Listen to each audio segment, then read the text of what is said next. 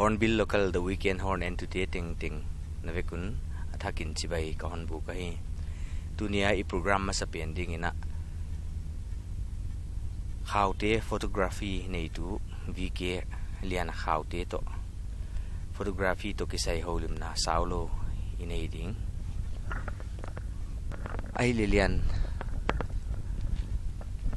nang le nang introduction entertain thei din nong ki bol thei jik tiam cái comment này là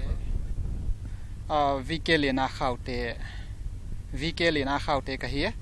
có không kịp na hi tool nuông Churchanpur Tadim Road FCI go down Alien Mark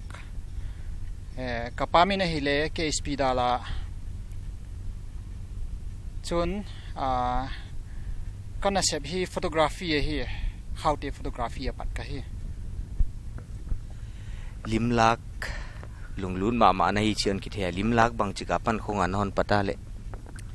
limlak tak hi kum sang ni le ko 2009 akhan kalapan ta zema chun roll film camera neu cha premier itite yasika itite mangin roll film camera lim lak nan le tam tak lim kalala tai limlak ichi to non gen apanina na lunglut zia khe ki le min le lim camera to ya lim la thei tho hi ve na chi zia kwa nong ki pathe ki le nang lunglut na zia tak ya lim la hi keima lungthima ki pata ka on idea ka lunglut na tak hi hen ka thanop na le hin keima tak sange ya ka lunglut na aki pata hung ki pan ka hi photography to ki sai nang zil na bang yai mun lo mun dang kho ngai ki le koi ham khojil na na bani khaya photography hi zilna ka nei ma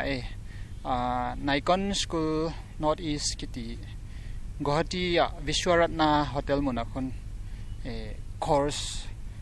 meeting khat ka